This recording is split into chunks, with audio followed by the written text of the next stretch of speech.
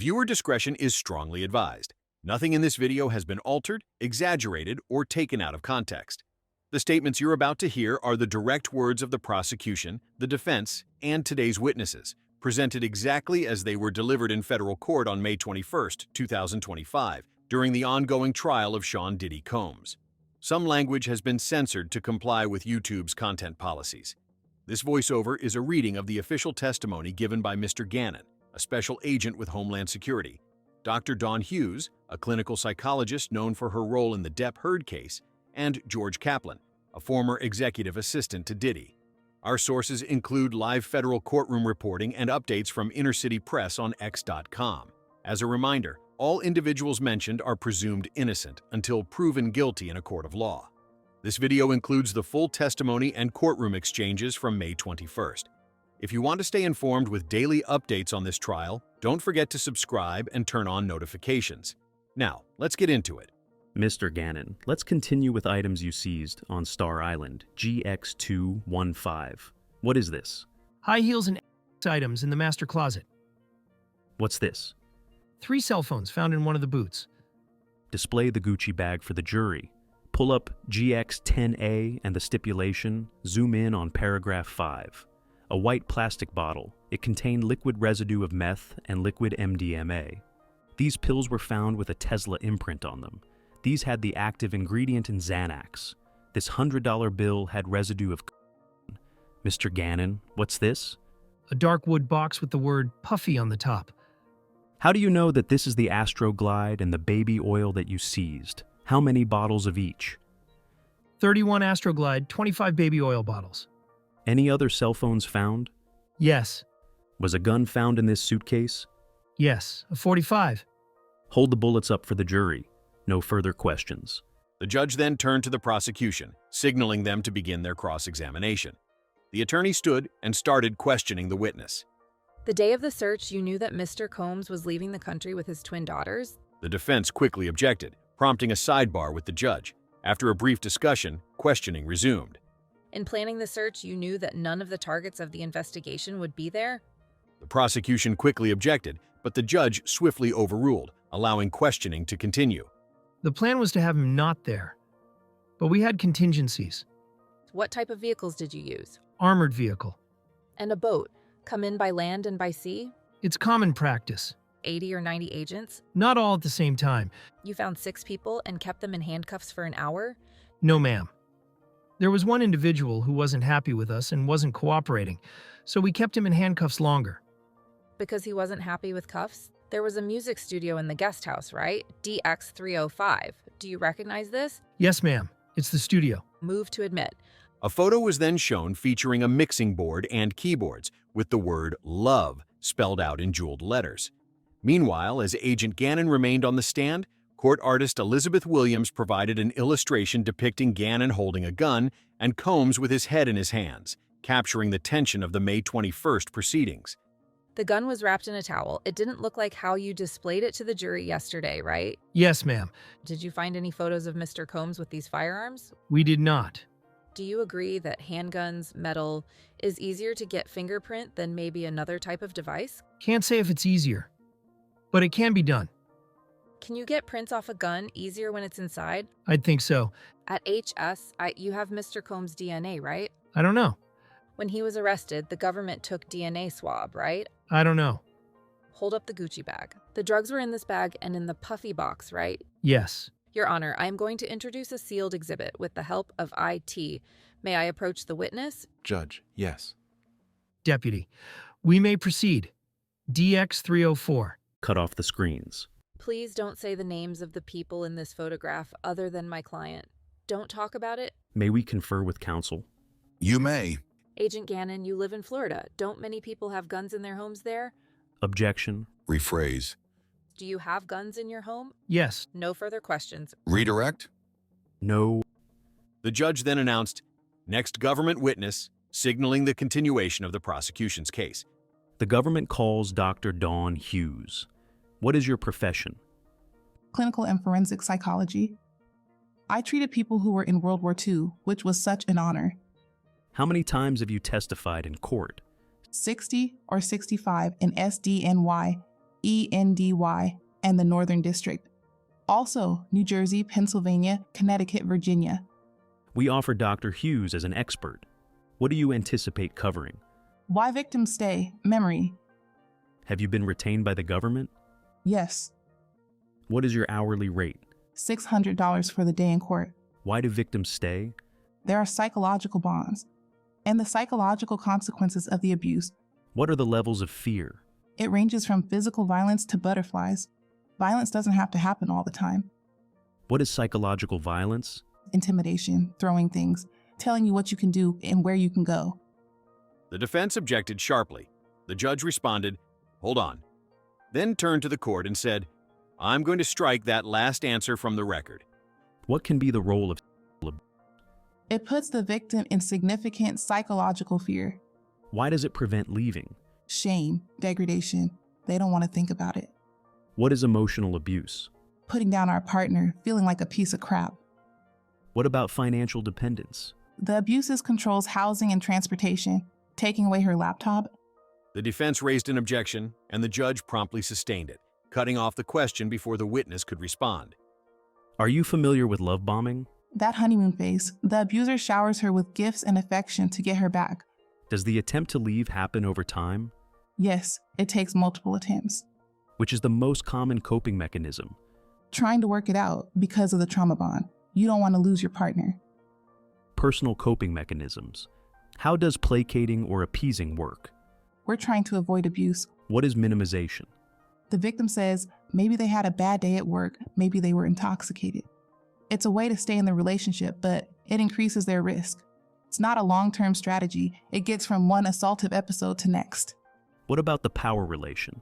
A person can have power as principal of a school. The victim asks, who is going to believe me? When does the victim finally speak? In a safe environment, or after psychological help. What type of language do victims use when they first speak of it? They minimize, they are piecemeal. They remember the chipping paint on the ceiling, the smell of alcohol on the perpetrator's breath. After another sidebar, cross-examination began. Your clients, you observe them closely, their cognitive style. Yes, People don't fit into boxes, right? there are categories. But you have to listen to particular individuals, right? I'm not divorced from my training. When you do forensic work, you want a lot of sources of information, right? If it's relevant, You look at police reports, witness reports, and the like, correct? correct. You're familiar with malingering? I am. People can fabricate emotional responses, correct? They can.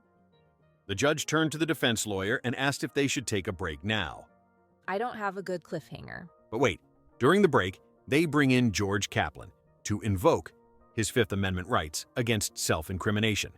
Welcome. Did you receive a subpoena? Yes. Do you intend not to answer on the Fifth Amendment grounds? Yes. Your Honor, please sign the immunity order. Has he read it?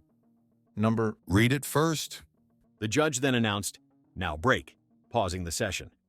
Shortly after, the courtroom reconvened as everyone returned. Your Honor, we emailed you the exhibit over the break. We object to it as hearsay. The statement "thank I feel you" from Mr. Combs is ambiguous. He could be saying thanks for the advice. We'll pick it up after Dr. Hughes. Please get her back on the stand. The witness entered the courtroom, followed by the jury taking their seats, signaling the start of the next session. You are with the American Psychological Association, which says you should only render an opinion after an examination, right? Where? This is a different role. You have not gathered information about this case, right? I am not rendering an opinion on any individual. There's someone named Cassie, but you don't know what she said, right? I don't, You're testified across the river in EDNY, right? right? And you say the same thing, even though the cases are different, correct? It's to help the jurors understand. But it's their job to consider their case, right? You don't publish data on the patients you have evaluated, do you? It's confidential. So I can't cross-check your experience, the basis of what you are saying, right? People might go to a civil lawyer to make a little money, right? The prosecution objected, but the judge cut in calmly, saying, "Let's move on," directing the attorney to shift focus. In civil litigation, you might look for malingering, right? You gave a webinar about giving expert witness testimony, right? Yes, for battered women. Let me show you DX minus. Sidebar. During the sidebar, exhibit from Star Island raid, baby oil and Astroglide, as seen in the picture here. Jurors, we're going to send you to the jury room for a bit. All rise. The jurors were then dismissed and quietly exited the courtroom. The witness re-entered the courtroom first, followed shortly by the jury as the session resumed. Does this document refresh your recollection? Let me look at it more closely. Yes, The fourth part is about navigating cross-examination, right? yes. Most of your income comes from court-related work, right? Number maybe half. You've raised your rate to $600, It's been the same for some time, but you've raised it. commensurate with others. You've been retained hundreds of times, but you've never come into court and testified in defense of a man accused of a sex crime. That's correct. I don't evaluate offenders. You met with the prosecutor 6 times to prepare your testimony, right? Correct. Can we have a sidebar? You may. Did you discuss the topics with the prosecutors? Dr. Hughes, with all due respect, it was mostly me educating them back. But you know nothing about the case. Were you advising them on how to present evidence in domestic violence cases? Didn't you help them write briefs? Can we have a sidebar? Yes, but I'll keep it brief, shorter than the last. Sidebar hasn't, in fact, been shorter. Sorry that it wasn't shorter. Ms. Steiner? You reviewed some filings to the court in this case. It was all related to the subject of your expert testimony, right? Correct. In fact, we redacted. You did. You are a board-certified forensic psychologist, right? Yes. How many of those are there in New York State? I think about 40. The judge turned to the attorneys and said, "Recross," signaling that the defense may now question the witness again briefly. Your defense work is almost entirely for victims of domestic violence, right? I'm not sure that's true. You worked with Mr. Brian Steele, who was defending a woman charged with reacting to domestic violence, right? Yes. And Mr. Steele decided not to use you after meeting with you. The judge then says to move on. No further questions. The judge turned and asked, "Next witness?" Without hesitation, the prosecutor replied, "The government calls George Kaplan." Kaplan is a key figure in the case, believed to have handled financial matters connected to Diddy. His testimony is expected to shed light on money trails, business dealings, and possibly crucial details tied to the allegations. When did you work for Combs Enterprises? 2013 से 2015 तक. What fell under that holding company? Clothing, liquor, entertainment.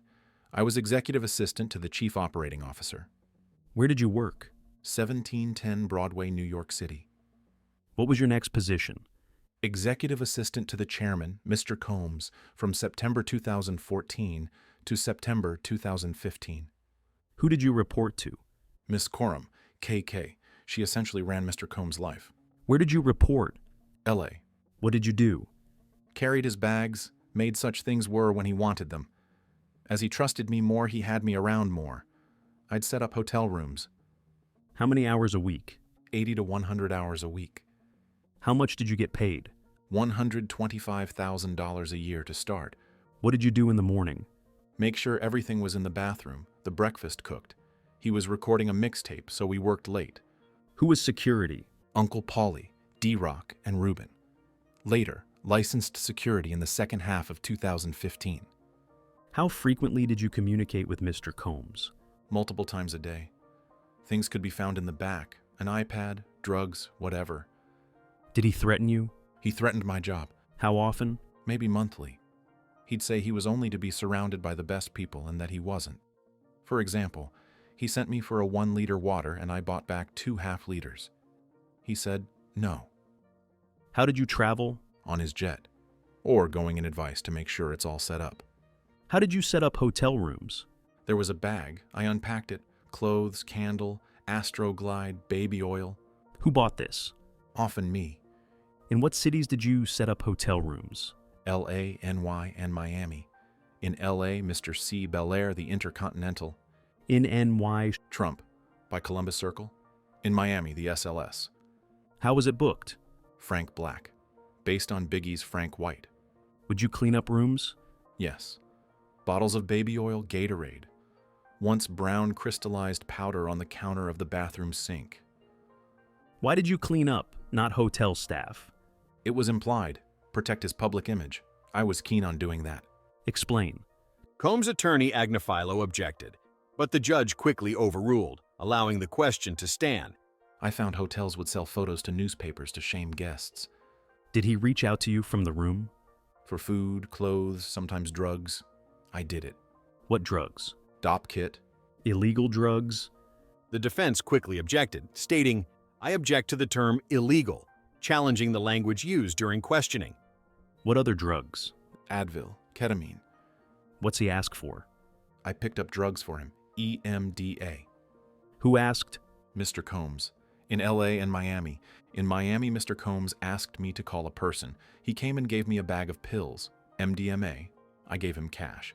I gave the pills to Mr. Combs. And in LA? I went out and met the person in Hollywood. I gave money, he gave me a bag. The judge then announced, "We'll break for the day," bringing the proceedings to a close. Wait, there's more. Tomorrow, Mr. Mascuti. And that wraps up today's court proceedings for May 21st. It was another intense day of testimonies, objections, and key witnesses taking the stand. We'll be back tomorrow with more updates as the trial continues to unfold. If you want to stay up to date with every twist and turn of the Diddy case, make sure to subscribe and turn on notifications. We're posting daily coverage right here on this channel.